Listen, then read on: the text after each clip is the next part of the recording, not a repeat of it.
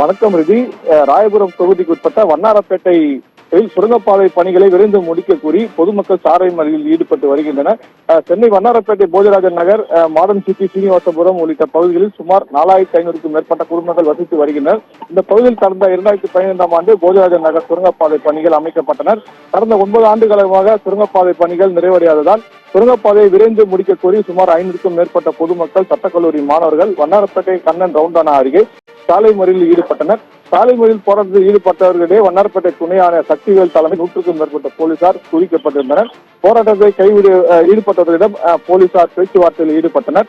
சாலை மறியல் போராட்டத்தில் ஈடுபட்டவர் ராயபுரம் சட்டமன்ற உறுப்பினர் ஐரின்ஸ் மூர்த்தி மற்றும் மாவட்ட ஆட்சியர் தங்கள் கோரிக்கையை கேட்டு நிறைவேற்று தர வேண்டும் என கோரிக்கை வைத்து போராட்டத்தில் ஈடுபட்டு வந்தனர்.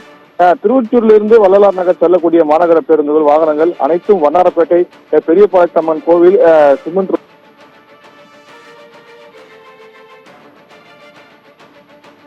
சென்னை வண்ணாரப்பேட்டையில் சுரங்கப்பாதை பணிகளை விரைந்து முடிக்க கோரி பொதுமக்கள் மற்றும் மாணவர்கள் ஒன்று திரண்டு சாலை மறியல் போராட்டத்தில் ஈடுபட்டிருக்கிறார்கள். அண்மை செய்தியாக பார்த்தோம்.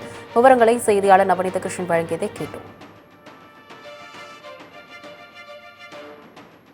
சென்னை வண்ணாரப்பேட்டையில் கடந்த 2015ஆம் ஆண்டு போஜராஜன் நகர் சுரங்கப்பாதை பணிகள் தொடங்கப்பட்டன. தற்பொழுது இந்த சுரங்கப்பாதை பணிகள் ஆமை வேகத்தில் நடைபெற்று வருகிறது. 9 ஆண்டு காலமாகியும் சுரங்கப்பாதை பணிகள் நிறைவடையாததால் அப்பகுதி மக்கள் கடும் அவதிக்குள்ளாகி வருகின்றனர்.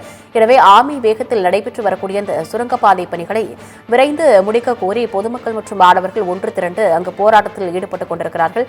காவலர்கள் வரவழைக்கப்பட்டு அங்கு பேச்சுவார்த்தையானது நடைபெற்றுக் கொண்டிருக்கிறது. தற்பொழுது இது தொடர்பான காட்சிகளை பார்க்கலாம்.